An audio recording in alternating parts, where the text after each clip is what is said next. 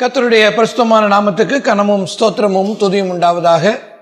இந்த மூன்றாவது வாரத்திலும் நாம் தேவனுடைய சபையிலே கூட முடியாவிட்டாலும் கூட நம்முடைய வீடுகளிலே இருந்து நாம் ஆராதிக்கத்தக்கதாக தேவன் நமக்கு கொடுத்திருக்கிற இந்த நல்ல வாய்ப்புகளுக்காக நான் கர்த்தரை ஸ்தோத்தரிக்கிறேன். நாம் வாழ்ந்து கொண்டிருக்கிற இந்த நாட்கள் நிச்சயமற்ற நாட்கள் என்பதை யாரும் மறைக்கவோ அல்லது மறுக்கவோ முடியாது. தங்களுக்கு என்ன நேருமோ, தங்கள் பிள்ளைகளுக்கு என்ன நேருமோ, எதிர்காலங்கள் எப்படி இருக்குமோ என்ற அச்ச உணர்வு இந்த நாட்களிலே மேலோங்கி இருக்கிறதை நாம் எல்லா இடங்களிலும் பார்க்கிறோம்.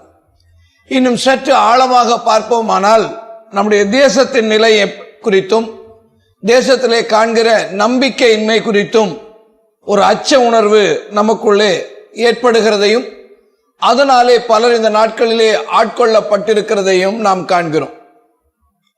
நம்முடைய வாழ்க்கையிலே நாம் எதிர்கொள்ளுகிற எந்த விதமான பிரச்சனையாக இருந்தாலும், எந்த விதமான சூழ்நிலையாக இருந்தாலும் அதை மேற்கொள்வதற்கு தேவன் தமது வசனமாகிய வேத புஸ்தகத்தை நமக்கு தந்திருக்கிறார்.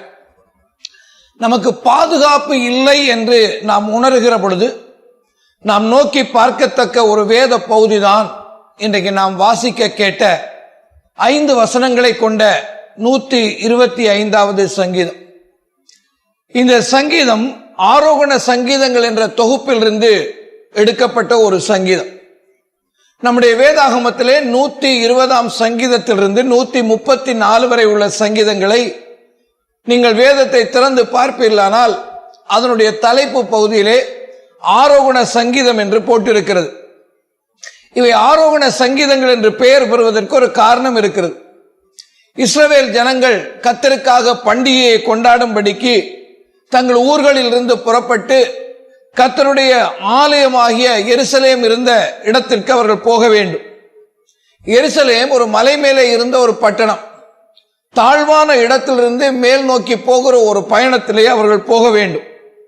அப்படி எருசலேமை நோக்கி அவர்கள் பயணப்படுகிற வேளையிலே அவர்கள் பாடிக்கொண்டு போகிற பாடல்களாக இந்த பாடல்கள் இருந்ததினாலே தான் இதற்கு ஆரோகண சங்கீதம் என்று பெயர் வைத்தது.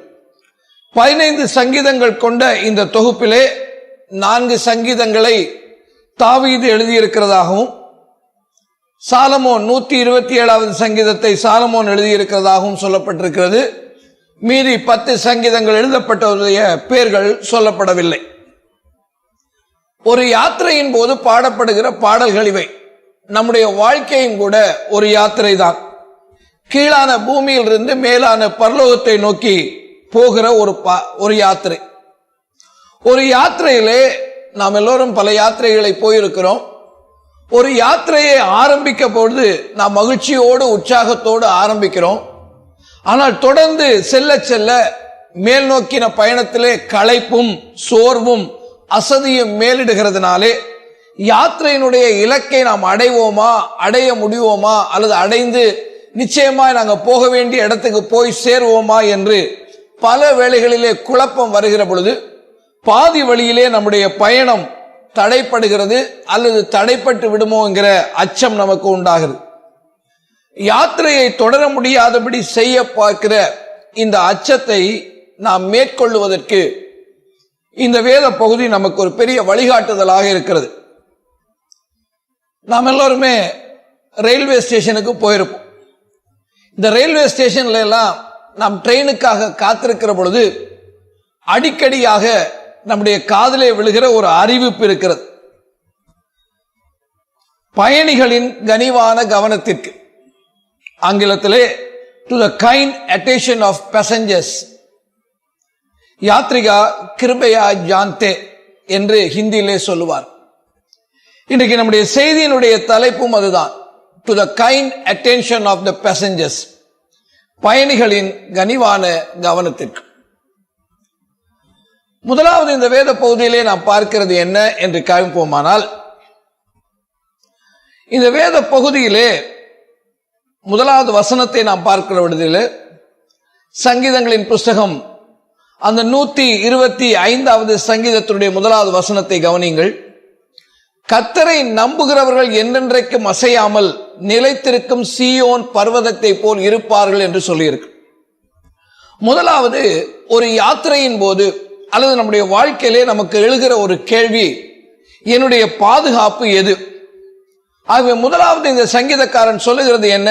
The Lord in whom we trust is our safety. நான் நம்பி இருக்கிற கர்த்தரே நம்முடைய பாதுகாப்பு. வேதாகமத்திலே இந்த எருசலேமுக்கான அடையாள வார்த்தையாக சீயோன் பர்வதம் என்ற வார்த்தை சொல்லப்படுகிறது. அது சீயோன் பர்வதம் அல்லது சீயோன் மலை என்ற வார்த்தை பயன்படுத்துகிறது. எருசலேமிலே ஆலயம் இருந்தது. இந்த சங்கீதம் என்று சொல்லுவது ஒரு கவிதை. இந்த கவிதை சொல்லுகிற பொழுது ஒரு கவிதையிலே காரியங்களை நேரடியாக சொல்லாமல் உபமானங்களை கொண்டு சொல்லுவது ஒரு வழக்கம். இந்த சீயோன் பர்வதம் என்பது கர்த்தருடைய பிரசன்னத்தினுடைய அடையாளம். இங்கே சொல்லப்பட்ட வார்த்தைகளை நீங்கள் கவனிப்பீர்களானால் கர்த்தருடைய பிரசன்னமே நம்முடைய பாதுகாப்பு என்று சொல்லப்படுகிறது. ஏசாயா 18ஆம் அதிகாரத்துடைய 7ஆம் வசனத்திலே சேனைகளின் கர்த்தருடைய நாமம் தங்கும் ஸ்தலமாகிய சீயோன் மலையிலே என்று வாசிக்கிறோம். ஏசாயா 24ஆம் அதிகாரத்துடைய 23ஆம் வசனத்திலே அப்பொழுது சேனைகளின் கர்த்தர் சீயோன் மலையிலும் எருசலேமிலும் ஆளுகை செய்வதால் என்று பார்க்கிறோம். ஒரு தேவனுடைய ஜனத்தினுடைய பாதுகாப்பு என்ன என்று கேட்டால் அவன் கர்த்தர் மேல் வைக்கிற நம்பிக்கை தான் அவனுடைய பாதுகாப்பு. அதனாலதான் சங்கீதங்களின் புஸ்தகம் 16வது சங்கீதத்துடைய 8ஆம் வசனத்திலே தாவீது சொல்கிறார், கர்த்தரை எப்பொழுதும் எனக்கு முன்பாக வைத்திருக்கிறேன், அவர் என் வலது பார்சத்தில் இருக்கிறபடியால் நான் அசைக்கப்படுவதில்லை. 1 பேதுரு 2ஆம் அதிகாரத்துடைய 6ஆம் வசனத்திலே அந்தப்படி இதோ தெரிந்து கொள்ளப்பட்டதும் வெளியேறப்பட்டதுமாகிய மூலைக்கல்லை சீயோனிலே வைக்கிறேன், அதன் மேல் விசுவாசமாய் இருக்கிறவன் வெட்கப்படுவதில்லை என்று வேதத்தில் சொல்லி இருக்கிறது என்று பேதுரு எழுதுகிறார். யார் அந்த மூலைக்கல்? கிறிஸ்துவே அந்த மூலைக்கல். எபேசியர் 2ஆம் அதிகாரத்துடைய 20ஆம் வசனத்திலே அப்போஸ்தலர்கள் தீர்க்கதரிசிகள் என்பவருடைய அஸ்திபாரத்தின் மேல் கட்டப்பட்டவர்களுமாய் இருக்கிறீர்கள், அதற்கு இயேசு கிறிஸ்து தாமே மூலைக்கல்லாய் இருக்கிறார். அருமையான தேவனுடைய ஜனமே, நாம் பயணத்தின் போது நம்முடைய பாதுகாப்பை குறித்து நாம் கவலைப்படாமல் இருக்க வேண்டுமானால் நம்முடைய நம்பிக்கையை கர்த்தர் மேல் வைக்க வேண்டியவர்களாக இருக்கிறோம். மூலைக்கல்லாகிய கிறிஸ்து மேலே நம்முடைய நம்பிக்கையை வைக்கிற பொழுது நாம் அசைக்கப்படுவதில்லை. அதனாலே தான் ஏசாயா தீர்க்கதரிசன புஸ்தகம் 28ஆம் அதிகாரத்துடைய 16ஆம் வசனத்திலே ஆதலால் கர்த்தராகிய ஆண்டவர் உரைக்கிறதாவது, இதோ அஸ்திபாரமாக ஒரு கல்லை நான் சீயோனிலே வைக்கிறேன், அது பரீட்சிக்கப்பட்டதும் வெளியேறப்பட்டதும் திட அஸ்திபாரம் உள்ளதனால மூலைக்கல்லாக இருக்கும், விசுவாசிக்கிறவன் பதறான் என்று எழுதப்பட்டிருக்கிறது. ஒரு கிறிஸ்தவ வாழ்க்கையை ஆரம்பித்த பலருடைய வாழ்க்கையை பார்க்கிற பொழுது அந்த பலர் அந்த கிறிஸ்தவ வாழ்க்கையிலே தொடர்ந்து பயணம் பண்ண முடியாமல் பாதியிலேயே தங்களுடைய கிறிஸ்தவ வாழ்க்கையை விட்டுவிட்டார். அதுக்கான காரணம் என்ன என்று நாம் ஆராய்ந்து பார்ப்போமானால் திட அஸ்திபாரமாகிய இயேசு கிறிஸ்துவிலும் அவருடைய வார்த்தையிலும் அவர்கள் நம்பிக்கை வைக்காதபடிக்கு அதை வைக்காமல் தவறினதினாலே இழுப்புண்டு போய் தங்களுடைய விசுவாச வாழ்க்கையை அவர்கள் விட்டுவிட்டார். ஒரு விசுவாசி எப்படி இருக்க வேண்டும் என்பதற்கே வேதம் பல உதாரணங்களை நமக்கு சொல்லுகிறது. அதில் எப்படி இருக்க வேண்டும் என்றும் சொல்லுகிறது, எப்படி இருக்கக்கூடாது என்றும் சொல்லுகிறது. எப்படி இருக்கக்கூடாது என்று கேட்டால் மணல் மேலே வீட்டை கட்டியுள்ள புத்தி இல்லாத மனுஷனை போல இருக்கக்கூடாது. காற்றிலே அடைபட்டு அலைகிற அந்த கடலினுடைய அலையை போல இருக்கக்கூடாது. முதிர்ச்சி அடையாத குழந்தைகளை போல இருக்கக்கூடாது என்று படிக்கிறோம். மாறாக எப்படி இருக்க வேண்டும் என்று கேட்டால் கண்மலை மேல் வீட்டை கட்டியுள்ள புத்தியுள்ள மனுஷனாய் இருக்க வேண்டும். அவரே என்னுடைய கண்மலை, அவரே என்னுடைய ரட்சிப்பு, அவரே என்னுடைய உயர்ந்த அடைக்கலம், நான் அசைக்கப்படுவதில்லை என்ற முழு நம்பிக்கையோடு இருக்கிறவர்களாய் இருக்க வேண்டும். சங்கீதங்களின் புஸ்தகம் 18ஆம் சங்கீதத்துடைய 31வது வசனத்திலே கர்த்தரை அல்லாமல் தேவன் யார்? நம்முடைய தேவனை அன்றி கண்மலையும் யார்? இந்த நாட்களிலே நாம் அடிக்கடியாக கேட்கப்படுகிற வார்த்தை, இஸ் மை லைஃப் சேஃப்? என்னுடைய வாழ்க்கை பாதுகாப்பா இருக்கிறதா? இந்த கேள்விக்கு கர்த்தருடைய பிள்ளைகளாகிய நாம் சொல்லக்கூடிய விடை, நான் கர்த்தர் மேல் நம்பிக்கை உள்ளவனாய் இருக்கிறதுனாலே என்னுடைய வாழ்க்கை பாதுகாப்புள்ள வாழ்க்கையாக இருக்கிறது.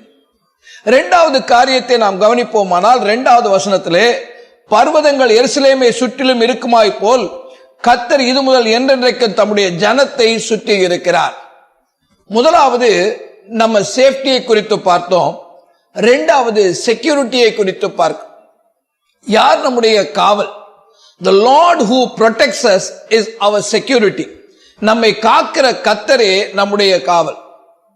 நம்முடைய வாழ்க்கையிலே காவல் எது? நமக்கு பாதுகாப்பாய் நிற்பது யார்? இந்த கேள்வியை கர்த்தரை அறியாத அல்லது கர்த்தரை தெய்வமாய் கொண்டிராத மக்கள் எழுப்பலாம். ஆனால் அவரை தெய்வமாய் கொண்டிருக்கிற மக்களுடைய திட நம்பிக்கை என்ன தெரியுமா? நான் நம்பி இருக்கிற கர்த்தர் தான் என்னுடைய காவல். The Lord whom I trust is my security. இந்த வசனத்திலே சங்கீதக்காரன் ஒரு உவமையை சொல்லி அவன் விளக்குகிறான். அந்த உவமை என்ன? இங்கே பயணப்படுகிறவர்கள் எருசலேமை நோக்கி போகிறார். அந்த எருசலேமை நோக்கி போகிற பொழுது இந்த எருசலேம் மலைகளால் சூழப்பட்ட ஒரு பட்டணம். இது எதனாலே பாதுகாப்பாக இருக்கிறது என்று கேட்டால், அது மலைகளால் சூழப்பட்டதுனாலே பாதுகாப்பாக இருக்கிறதை போல தேவனுடைய பிரசன்னம் கர்த்தருடைய பிள்ளைகளை சூழ்ந்திருக்கிறபடியினாலே அதுதான் அவர்களுடைய காவல் என்பதை அந்த சங்கீதக்காரன் சொல்லுகிறார். ஆண்டவராகிய தேவன் ஆபிரகாமை அழைத்த பொழுது நான் உனக்கு பாதுகாப்பாக இருப்பேன் என்ற ஒரு வாக்குத்தத்தத்தை அவர் கொடுத்தார். ஆதியாகமத்தின் புஸ்தகம் 15வது அதிகாரத்துடைய 1ஆம் வசனத்திலே இந்த காரியங்கள் நடந்த பின்பு கர்த்தருடைய வார்த்தை ஆபிரகாமுக்கு தரிசனத்தில் உண்டாகி, அவர் ஆபிரகாமே நீ பயப்படாதே, நான் உனக்கு கேடகமும் உனக்கு மகாபெரிய பலனுமாய் இருக்கிறேன் என்று சொன்னார். இந்த கேடகம் என்பது பாதுகாப்புக்கான அடையாளம். உபாகமத்தின் புஸ்தகம் 33வது அதிகாரத்திலே மோசே மரணம் அடையும் முன் இஸ்ரவேலை ஆசீர்வதித்த அந்த ஆசீர்வாத வார்த்தைகளை நாம் படிக்கிறோம். அவருடைய கடைசி வசனத்தை நீங்கள் கவனிப்பில்லானால் உபாகமத்தின் புஸ்தகம் 33ஆம் அதிகாரத்துடைய 29ஆம் வசனத்திலே, இஸ்ரவேலே நீ பாக்கியவான், கர்த்தரால் ரட்சிக்கப்பட்ட ஜனமே உனக்கு ஒப்பானவன் யார்? உனக்கு சகாயம் செய்யும் கேடகமும் உனக்கு மகிமை பொருந்திய பட்டயமும் அவரே என்று தேவனாகிய கர்த்தர் உனக்கு காவலாய் இருப்பார் என்பதை அவன் அங்கே சொல்லிக் கொண்டு வருகிறதை நான் பார்க்கிறேன். சங்கீதக்காரன் சங்கீதம் 91:2 சொல்கிறான், நான் கர்த்தரை நோக்கி நீர் என் அடைக்கலம், என் கோட்டை, என் தேவன், நான் நம்பி இருக்கிறவர் என்று சொல்லுவேன் என்று சொல்ற. அருமையான தேவனுடைய ஜனமே, நம்முடைய தேவனாகிய கர்த்தர் நமக்கு காவலாய் இருக்கிறார் என்பதை இந்த நாட்களிலே நாம் உண்மையாகவே விசுவாசிக்க வேண்டும். நாம் கடந்து போகிற இந்த காலம் நம்பிக்கையற்ற காலங்களாக இருக்கிற பொழுது ஒரு நம்பிக்கையை நாம் பெற வேண்டுமானால் இந்த வேத வசனங்களுக்கு நாம் திரும்ப வேண்டும். இந்த வேத வசனங்கள் சொல்லுகிற வார்த்தையை நாம் கவனிக்க வேண்டும். நமக்கு தெரியும், எலிசாவுக்கு ஒரு வேலைக்காரன் இருந்தான், அவனுடைய பேர் கேயாசி. ஒரு நாள் இந்த எலிசாவை பிடிக்கும்படி ஒரு ராஜா தன்னுடைய போர் படையை அனுப்புகிறார். அதிகாலையிலே கேயாசி எழுந்து பார்த்த பொழுது அந்த மலையை சுற்றிலும் அங்கே ராணுவ வீரர்களும் படைகளும் நிற்கிறதை பார்த்து அவன் கதறி போய் சொன்னான், நாங்கள் அழிய போறோம் என்று அவன் சொன்னான். அப்பொழுது இந்த கேயாசியுடைய கண்களை கர்த்தர் திறக்க வேண்டும் என்று எலிசா ஆண்டவரிடத்திலே ஒரு விண்ணப்பம் பண்ணினான். ஆண்டவரே, தயவு செய்து இவனுடைய கண்களை திறந்து நீர் எங்களுக்கு காவலாய் இருக்கிறீர் என்பதை இவன் பார்க்கும்படி செய்யும் என்று சொன்னான். அப்ப எலிசாவுக்கு ஏற்கனவே தெரியுமா என்று கேட்டால், எலிசா விசுவாச கண்ணாலே அதை ஏற்கனவே பார்த்து விட்டு, கேயாசியோ அந்த விசுவாசம் இல்லாமல் இருந்தபடினாலே அவனுக்கு மாமிச கண்களை திறக்க வேண்டிய ஒரு நேரம் வர வேண்டியதாக இருந்தது. அவன் ஜெபித்த பொழுது நீங்கள் அந்த வசனத்தை 2 ராஜாக்கள் 6ஆம் அதிகாரம் 17ஆம் வசனத்திலே படிக்க முடியும். அப்பொழுது எலிசா விண்ணப்பம் பண்ணி, கர்த்தாவை இவன் பார்க்கும்படி இவன் கண்களை திறந்தருளும் என்றார். உடனே கர்த்தர் அந்த வேலைக்காரன் கண்களை திறந்தார். இதோ எலிசாவை சுற்றிலும் அக்கினிமயமான குதிரைகளாலும் ரதங்களினாலும் அந்த மலை நிறைந்திருக்கிறதை அவன் கண்டான் என்று பார்க்க. அருமையான தேவஜனமே, இன்னைக்கு நமக்கு எப்படிப்பட்ட கண்கள் இருக்கிறது? ஆண்டவராகிய தேவன் மறைமுகமாகவே நம்மை பாதுகாத்து கொண்டு இருக்கிறார், அவரே நமக்கு காவலாய் இருக்கிறார் என்ற விசுவாச கண்கள் உடையவர்களாக நாம் இருக்க வேண்டும். சங்கீதக்காரன் சொல்லுகிறது என்ன? சங்கீதம் 34:7 கர்த்தருடைய தூதன் அவர்களுக்கு பயந்தவர்களை சூழ பாளையம் இறங்கி அவர்களை விடுவிக்கிறார் என்று பார்க்க. இந்த கர்த்தருடைய விடுதலை, கர்த்தர் கொடுக்கிற பாதுகாப்பு, கர்த்தர் கொடுக்கிற காவல் நம்மோடு கூட இருக்கிறது. நம்முடைய விசுவாச பயணத்திலே பல வேளைகளிலே ஹூ இஸ் மை செக்யூரிட்டி என்கிற அந்த கேள்வி நமக்கு வரும். இந்த நாட்களிலே அதிகமாக நாம் கேட்கிற வார்த்தைகள் இந்த வார்த்தைகள், சேஃப் அண்ட் செக்யூரிட்டி. ஒரு கர்த்தருடைய பிள்ளையில சேஃப் அண்ட் செக்யூரிட்டி யார் என்று கேட்டால் அது என் தேவனாகிய கர்த்தர் ஒருவரே. அந்த தேவனையே நாம் நம்பி இருக்கிறோம். மூன்றாவது, இந்த சங்கீதக்காரன் அந்த பயணத்திலே உள்ள இன்னொரு காரியத்தை சொல்கிறான். 3ஆம் வசனத்திலே, நீதிமான்கள் அநியாயத்துக்கு தங்கள் கைகளை நீட்டாதபடி ஆகாமியத்தின் கொடுங்கோல் நீதிமான்களுடைய சுதந்திரத்தின் மேல் நிலைத்திராது. மூன்றாவதிலே நாம் பார்க்கிறது என்ன? நம்மை ஆளுகிற கர்த்தரே கொடுங்கோலை விலக்குவார். The Lord who rules us removes the wicked.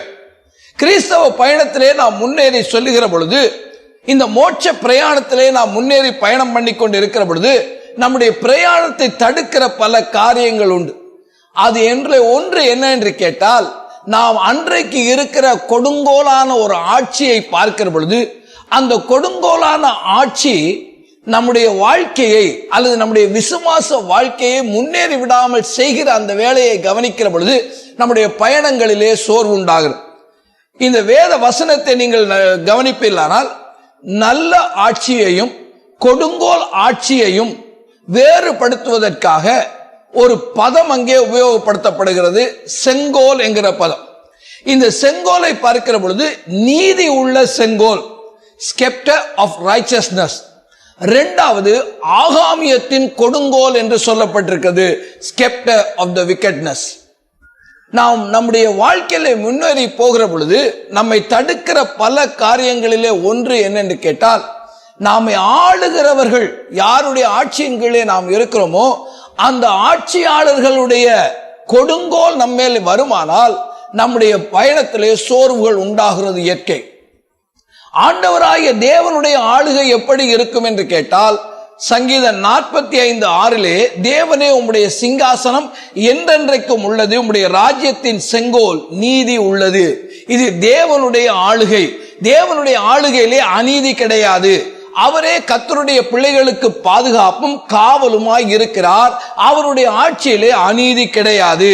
ஆனால் அதற்கு எதிரான இன்னொரு ஆளுகை இருக்கிறது, அது ஆகாமியத்தின் கொடுங்கோல் ஆட்சி. அந்த ஆட்சி உண்டாகும் போது என்ன நடக்கும் என்று கேட்டால், இங்கேதாங்க ஒரு பெரிய பிரச்சனை இருக்கு. அந்த கொடுங்கோல் ஆட்சி உண்டாகும் போது என்ன நடக்கும்? நீதிமொழிகளின் புஸ்தகம் 29ஆம் அதிகாரத்துடைய 2ஆம் வசனத்திலே, துன்மார்க்கர் ஆளும் பொழுதோ ஜனங்கள் தவிப்பார்கள் என்று இருக்கிறது. இந்த தவிப்பினுடைய உச்சக்கட்டம் எப்படி இருக்கு தெரியுமா? அதைத்தான் அந்த 3வது வசனத்திலே சங்கீதக்காரன் சொன்னான், நீதிமான்கள் அநியாயத்திற்கு தங்கள் கைகளை நீட்டுவார்களாம். பிரியமான தேவ ஜனமே, பல வேளைகளில் இந்த வார்த்தைகளை வாசிக்கிற பொழுது இதனுடைய அர்த்தத்தை நாம் புரிந்து கொள்ளுகிறதில்லை. ஒரு கொடுங்கோல் ஆட்சி நடக்கும் பொழுது, ஒரு துன்மார்க்கனுடைய ஆட்சி நடக்கும் பொழுது ஏற்படுகிற பெரிய கொடுமைகள்ல ஒண்ணு என்ன தெரியுமா? நல்லவன் கெட்டவனா மாறிடும், நீதிமான் அநீதிமானாக மாறிவிடுகிறான். இதை சரியான எளிமையான தமிழிலே சொல்ல வேண்டுமானால், அதாவது நல்ல ஜனங்கள் நாட்டை, கொடிய ஜனங்கள் நிரந்தரமாக ஆளுவதில்லை. அவ்வாறு நிகழுமானால் நல்லோர் கூட தீய காரியங்களை செய்ய துணிந்து விடுவார்கள். அருமையான தேவ ஜனமே, இந்த துன்மார்க்கர் ஆட்சி செய்கிற பொழுது உண்டாகிற ஒரு பெரிய கொடுமை என்ன என்று கேட்டால், நீதிமான்கள் கூட, நாம் யாரையெல்லாம் நீதிமான்கள், யாரையெல்லாம் யோக்கியமானவர்கள், யாரையெல்லாம் நம்ப தகுந்த நினைத்திருக்கிறோமோ அவர்கள் கூட கொடுமை செய்கிறவர்களாக மாறிவிடுவார். அப்படி கொடுமை செய்வர்களாக அவர்கள் மாறுகிற பொழுது இந்த ஓட்டத்திலே, என்னடா இது உலகம் நம்மை சுற்றி இவ்வளவு அநியாயம் நடக்குதே, இந்த காரியங்களினாலே கர்த்தருடைய பிள்ளைகள் சோர்ந்து போகிறார். கர்த்தருடைய பிள்ளைகளுடைய பலருடைய வாழ்க்கையிலே அவருடைய ஆட்சிகளினாலே ஏற்படுகிற நிர்பந்தங்களினாலே அவருடைய வாழ்க்கையிலே சோர்வு உண்டாகிறது. அதனாலே தான் இங்கே தேவனுடைய மனிதனான சங்கீதக்காரன் சொன்னான், இந்த கொடுங்கோல் எல்லாம் ரொம்ப நாளைக்கு நிலைத்திராது என்று சொன்னான். ஸ்பர்ஜன் ஐயர் அவர்கள் இந்த சங்கீதத்துக்கு விளக்கம் கொடுக்கும் பொழுது ஒரு அருமையான வார்த்தையை சொன்னார்.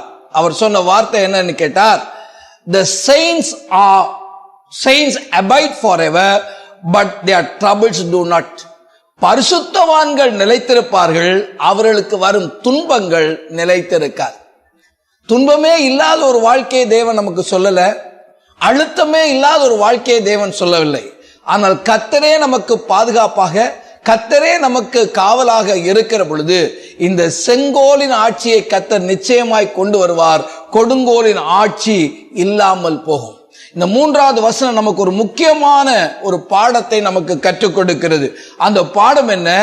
தேவனையும் அவருடைய வழியையும் அறியாதபடிக்கு, அதை செய்யவும் அந்த வழிகளிலே நடக்கவும் முடியாதபடிக்கு நிற்கிற கூட்டத்தார் நன்றியாக கர்த்தருடைய வார்த்தையின்படி நடக்கிறவர்களை தடுக்க பார்க்கிற பொழுது கர்த்தருடைய ஜனமாகிய நாம் ஒருபோதும் சோர்ந்து விடக்கூடாது.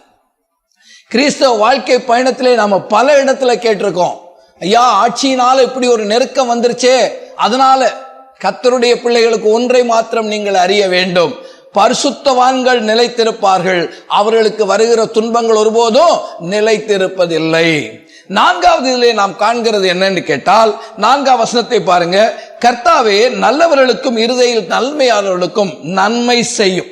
4வது வசனம், கர்த்தாவே நல்லவர்களுக்கும் இருதயத்தில் செம்மையானவர்களுக்கும் நன்மை செய்யும். 4வதாக, the Lord who does good listens to the plea. நன்மை செய்கிற கர்த்தர் விண்ணப்பத்தை கேட்கிறார். நம்முடைய மோட்ச பிரயாணத்திலே ஜெபத்திற்கு ஒரு முக்கிய பங்கு உண்டு. நம்முடைய தேவன் யார்? விண்ணப்பத்தை கேட்கிறவர்.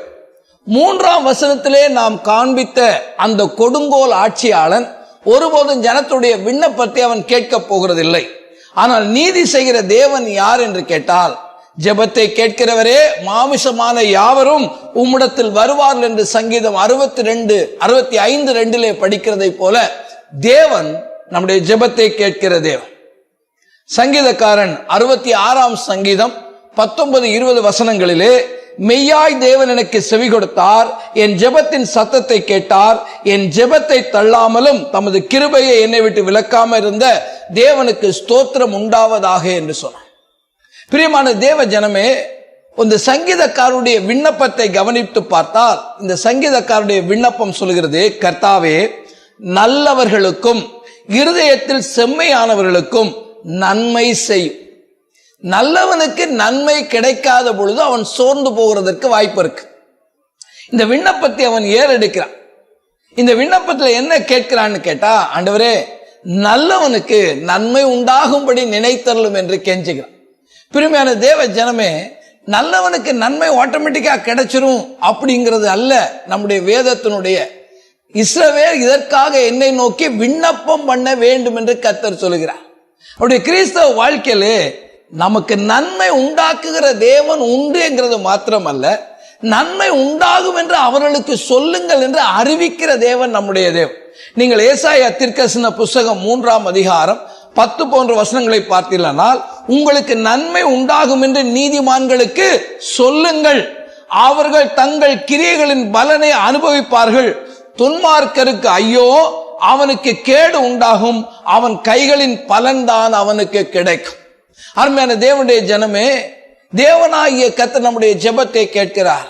பயணத்தின் போது தேவனாகிய கர்த்தரை நாம் பின்பற்றி நடக்கிற பொழுது நமக்கு ஒன்று தெரியும், என்னுடைய தேவன் எனக்கு பாதுகாப்பா இருக்கிறவர் மாத்திரமல்ல, என்னுடைய தேவன் என்னை காவல் காக்கிறவர் மாத்திரமல்ல, என்னுடைய தேவன் எனக்கு எதிராக எழும்புகிற கொடுங்கோல் ஆட்சியை முறித்து போடுகிற தேவன் மாத்திரமல்ல, எனக்கு வரவேண்டிய நன்மையை தரவும் அதை கேட்கும் போது எனக்கு கொடுக்கவும் என்னுடைய தேவன் வல்லமை உள்ளவராயிருக்கிறார்.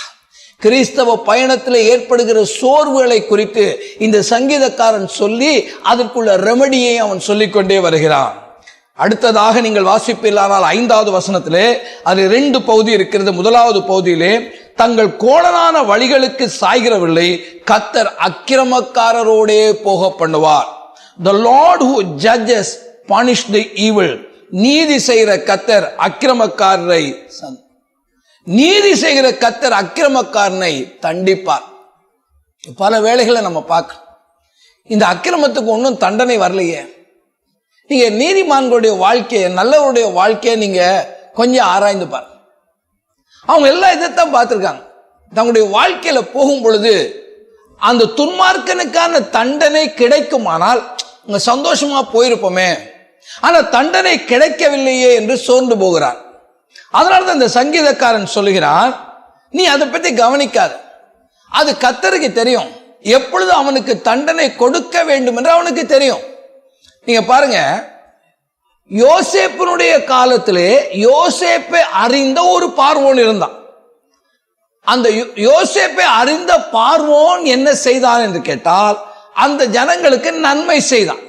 அந்த ஜனங்களுக்கு அவன் நன்மை செய்தனாலே எகிப்து தேசம் செழிப்புள்ளதாக இருந்தது. இப்ப யோசேப்பை அறியாத இன்னொரு பார்வோன் எழும்புகிறான்.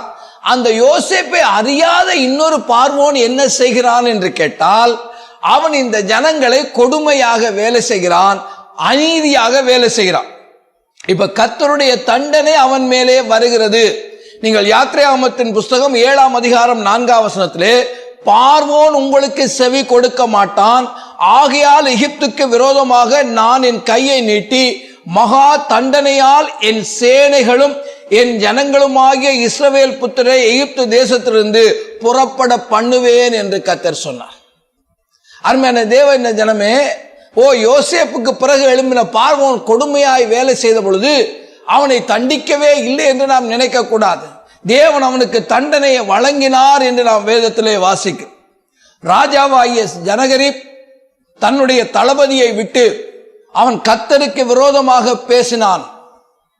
அன்றைக்கு எசேக்கியா ராஜா ஆண்டு கொண்டு இருக்கிற வேளையிலே, எசேக்கியா ராஜாவை நம்பாதீர்கள், கர்த்தர் இந்த தேசத்தை விடுதலை ஆக்குவார், எருசலேமை காப்பாற்றுவார் என்று சொல்லுகிறதை நம்பாதீர்கள் என்று அவன் கர்த்தருக்கு விரோதமாக பேசின பொழுது தேவன் அதற்கான தண்டனையை கொடுத்தார் என்று நாம் வேதத்திலே வாசிக்கிறோம்.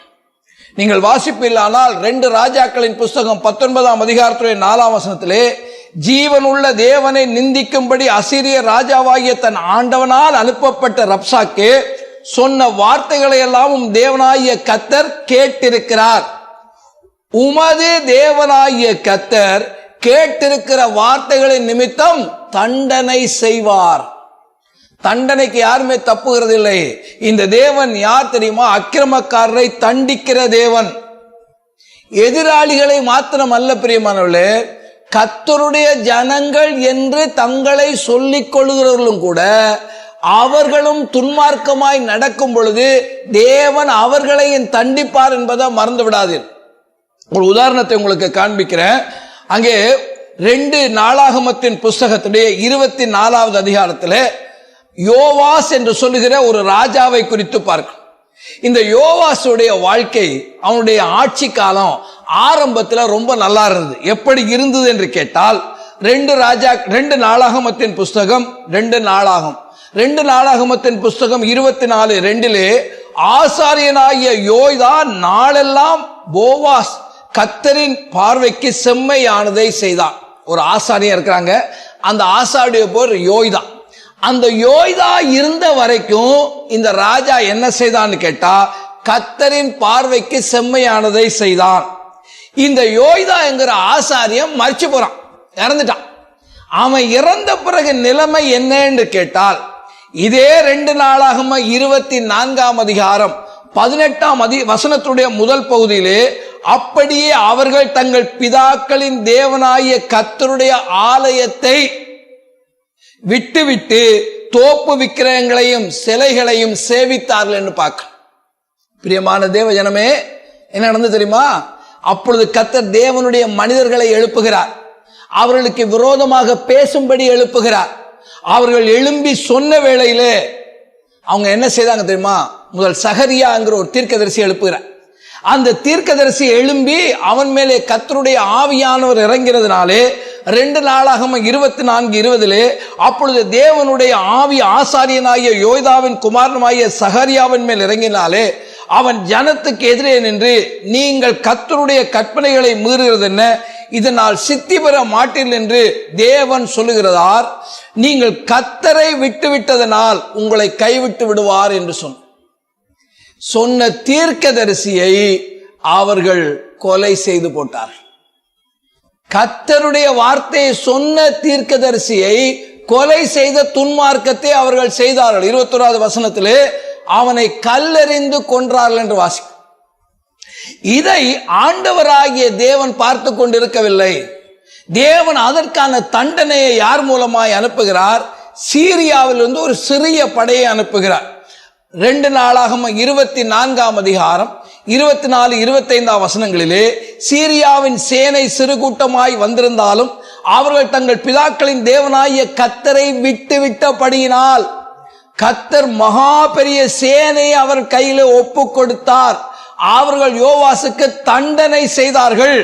அவர்கள் அவனை மகா வேதனைக்குள்ளானவனாக விட்டு போனார். இதே காரியத்தை ஆண்டவராகிய இயேசுவே சொன்னதைத்தான் நாம் லூக்கா 11ஆம் அதிகாரம் 50வது வசனத்திலே வாசிக்கிறோம். இந்த சகரியாவுக்காக நடுவே கொலையுண்ட சகரியாவுடைய இரத்தம் வரைக்கும் கணக்கு கேட்கப்படும் என்று தேவன் சொன்னார். அருமையான தேவ ஜனமே, இந்த கிறிஸ்தவ பயணத்திலே முன்னேறி கொண்டு போகும் பொழுது, ஓ துன்மார்க்கர் பெருகிக் கொண்டிருக்கிறார்களே, அநியாயம் பண்ணுவர்கள் பெருகிக் கொண்டிருக்கிறார்களே, அவர்கள் எல்லாம் நல்லா இருக்கிறார்களே என்பதனாலே உன்னுடைய கிறிஸ்தவ வாழ்க்கையில நீ சோர்ந்து போக வேண்டிய அவசியம் இல்லை. அவர்களுக்கு செய்ய வேண்டியதை ஏற்ற வேளையில செய்த கர்த்தரை மாத்திரம் நீ நோக்கிப்பார். இந்த தேவன் யார் என்று கேட்டால், அவர் நமக்கு நம்மை நடத்துகிற தேவன். துன்மார்க்கனுக்கு தண்டனை அளிக்க தவறவே மாட்டார். ஆறாவதாக நீங்கள் கவனிப்பீர்களானால், சமாதானம் என்ற வார்த்தையோடு இந்த சங்கீதம் முடிகிறது. இஸ்ரவேலுக்கோ சமாதானம் உண்டு என்று சொல்லப்பட்டிருக்கு. The Lord of peace will give you peace. சமாதானத்தின் தேவன் உங்களுக்கு சமாதானம் தரும். ஒரு கிறிஸ்தவ வாழ்க்கையில நமக்கு பாதுகாப்பு, நமக்கு காவல், நமக்கு நன்மை, நம்முடைய ஜெபம் கேட்கப்படுவது மட்டுமே நமக்கு போதுமானதல்ல. ஒரு கிறிஸ்தவ, the hallmark of Christian life is a peaceful life. கிறிஸ்தவ வாழ்க்கையுடைய மேன்மை என்ன தெரியுமா? சமாதானத்தை அனுபவிக்கும். இந்த சமாதானத்தை யார் தர முடியும் என்று கேட்டால், தேவனாகிய கர்த்தர் தான் தருகிறார். ஆனால் யாருக்கு தருகிறார் தெரியுமா? இஸ்ரவேலுக்கோ சமாதானம் உண்டு. யார் இந்த உண்மையான இஸ்ரவேலர்? உண்மையான இஸ்ரவேலர் யார் மேலே நம்பிக்கை உள்ளவர்களாக இருப்பார்கள் என்று கேட்டால், தேவன் மேலே நம்பிக்கையா இருக்கிறவர்கள் தான் உண்மையான இஸ்ரவேலர். சங்கீதம் 131:3 இது முதல் என்றென்றைக்கும் இஸ்ரவேல் கர்த்தரை நம்பி இருப்பதாக. உண்மையான இஸ்ரவேலர் யார் தெரியுமா? கர்த்தருடைய வழிகளிலே நடக்கிறவர். உபாகமம் 10:12 இப்பொழுதும் இஸ்ரவேலே, உன் தேவனாகிய கர்த்தருக்கு பயந்து அவர் வழிகளெல்லாம் நடந்து அவரிடத்தில் அன்பு கூர்ந்து உன் முழு இருதயத்தோடு உன் முழு ஆத்துமாவோடும் உன் தேவனாகிய கர்த்தரை சேவித்து. யாருக்கு இங்க தேவன் சமாதானத்தை கொடுக்கிறார் தெரியுமா? இந்த சமாதானம் யாருக்கு தேவன் வைத்திருக்கிறார்? ஆவிக்குரிய இஸ்ரவேல் பிள்ளைகளாகிய நமக்கு அவர் வைத்திருக்கிறார். நாம் யார் தெரியுமா? அவரையே சேவித்து அவரையே நாம் தொழுது கொள்கிறோம். பல வேளைகளிலே கிறிஸ்தவ வட்டாரத்திலே, ஐயோ நான் இத்தனை காலம் இந்த வாழ்க்கை வாழ்றனே, ஒரு சமாதானம் இல்லையே என்று சொல்லுகிறவர்கள், நான் உண்மையான இஸ்ரவேலனாய் இருந்திருக்கிறேனா? உண்மையாகவே முழு இருதயத்தோடும் கர்த்தரை ஆராதிக்கிறேனா என்ற கேள்வியை நாம் கேட்டு பார்ப்போமானால், இஸ்ரவேலுக்கோ தேவன் சமாதானத்தை தருகிறவராயிருக்கிறார். கடைசியாக எபிரேயருக்கு எழுதின நிருபத்திலே 12ஆம் அதிகாரம் 1, 2 வசனங்களிலே, இந்த பயணத்தை ஆரம்பித்து வைத்த தேவனே இந்த பயணத்தையும் முடித்து வைப்பார். The Lord who started the journey will finish this journey. தேவ ஜனமே, இன்னைக்கு இந்த பயணத்தை தொடங்கிட்டோம். எப்படி முடிக்க போறோம்னு நீங்க கவலைப்பட வேண்டியதே இல்லை. ஏனென்றால் அல்பாவும் ஒமேகாவும் ஆன தேவன் நம்மோடு இருக்கு. இந்த பயணத்தை தொடங்கினவர் அவரை முடித்து வைப்பார். நமக்கு முன்பாக இருக்கக்கூடிய உதாரணம் யார் தெரியுமா? நம்முடைய ஆண்டவராகிய இயேசு கிறிஸ்து மாத்திரம். அந்த எபிரேயர் 12:2 பாருங்க. அவர் தமக்கு முன்வைத்திருந்த சந்தோஷத்தின் பொருட்டு அவமானத்தை எண்ணாமல் சிலுவையை சகித்து தேவனுடைய சிங்காசனத்திலே வலது பார்சத்திலே வீற்றிருக்கிறார். ஆண்டவராகிய இயேசு இந்த பூமிக்கு வந்து அவர் நிறைவேற்ற வேண்டிய வேலையை நிறைவேற்ற அவரை விடவில்லை. பிசாசானவன் அதை விடவில்லை. மனித முயற்சிகள் அதை தடுத்தது. எத்தனையோ விதமான எதிர்ப்பு, அரசாங்கம் அதை தடுக்க பார்த்தது. ஆனால் அதை எல்லாவற்றையும் முறியடித்து அவர் தம்முடைய ஜீவிய ஓட்டத்தை நிறைவேற்றி முடித்து பிதாவினுடைய சிங்காசனத்துடைய வலது பார்சத்திலே வீற்றிருக்கிறார். அந்நிலைதான் எபிரேய நிருபக்காரன் 2ஆம் அதிகாரம் 18ஆம் வசனத்திலே, ஆதலால் அவர்தாமே சோதிக்கப்பட்டு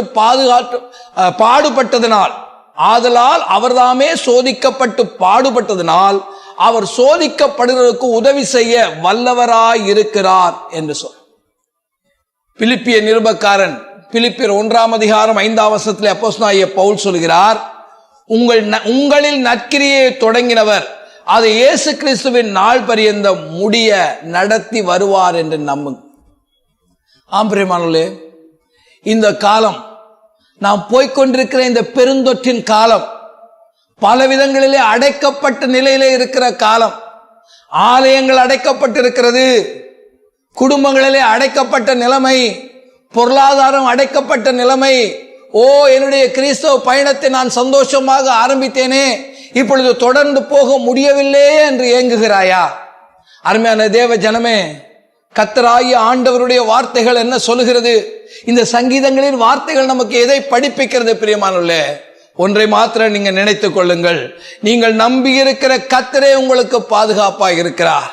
நம்மை காக்கிற கர்த்தரே நம்முடைய காவலாய் இருப்பார். நம்மை சுற்றிலும் கொடுங்கோல்கள் இருக்கலாம், ஆனால் அந்த கொடுங்கோலை விலக்குகிற கர்த்தர் நம்மோடு இருக்கிறார்.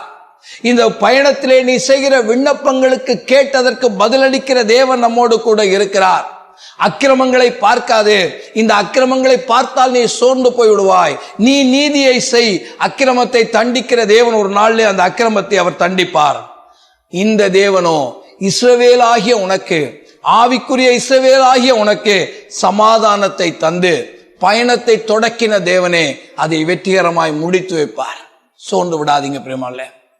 ஊழியத்தின் பாதையிலே சோர்வு, குடும்ப வாழ்க்கையிலே சோர்வு, வேலை தளத்திலே சோர்வு, இந்த நாட்களே அப்படிப்பட்ட நிலையிலே தான் நாம் இருக்கிறோம்.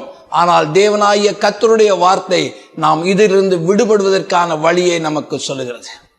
சீயோனில் இயேசுவினுடைய திட அஸ்திபாரமாய் இருக்கிறார். விசுவாசியாகிய நான் கலங்கிட மாட்டேன், பதறிட மாட்டேன், முன்னேறி செல்வேன் என்று நம்முடைய விசுவாச பாதையிலே நாம் முன்னேறி செல்வோம்.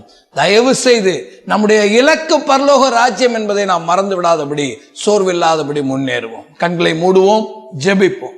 இரக்கமும் கிருபையும் உள்ள நல்ல ஆண்டவரே, பயணத்தின் போது சோர்ந்து போகாதபடிக்கு அன்றைக்கு அவர்கள் பாடிக்கொண்டு போன பாடல்கள் வெறும் பாடல்கள் அல்ல, அது பரலோக பயணத்திற்கான எங்களுக்கான பாடங்களாக இருக்கிறதுக்காக உமக்கு நன்றி செலுத்து. இந்த நாளிலே இதிலிருந்து நாங்கள் கற்றுக்கொண்ட பாடங்களை எங்கள் வாழ்க்கையிலே நாங்கள் அப்பியாசப்படுத்த எங்களுக்கு கிருபை தான். அப்பா, சபையின் மக்களாக நாங்கள் சோர்ந்திருக்கலாம், விசுவாசிகளாக நாங்கள் சோர்ந்திருக்கலாம், ஊழியக்காரர்களாக நாங்கள் சோர்ந்திருக்கலாம். ஆனால் வார்த்தையை அனுப்பி குணமாக்குகிற தேவன், உம்முடைய வார்த்தையை அனுப்பி எங்களுக்கு உற்சாகப்படுத்துகிற தேவன், வார்த்தையின் ஆழங்களை அறிகிறதுனாலே நாங்கள் உற்சாகப்படத்தக்கதாக இந்த நாளில் நீர் பேசிய வார்த்தைகளுக்காக நன்றி செலுத்துகிறோம். இந்த வார்த்தைகளை நாங்கள் தியானித்து உற்சாகமடைந்து பயணத்தில் சோர்ந்து விடாமல் பயணிக்க எங்களுக்கு கிருபை தார். உம்முடைய தயவுள்ள கரம் ஒரு விசை கூட பூர்ணமாய் இறங்கி ஒவ்வொருவர் மேலும் தங்கி தாவரித்து நீர் அவருடைய பிரயாணத்தை வாய்க்க பண்ணி நிச்சயமாகவே பரலோக ராஜ்யம் வரைக்கும் கொண்டு போய் சேர்க்கும்படி அடியான் ஜெபிக்கிறேன். பூர்ண கிருபை தாங்கட்டும். இயேசுவின் மூலமே ஜெபிக்கிறோம் ஜீவுள்ள நல்ல பிதாவே, ஆமேன்.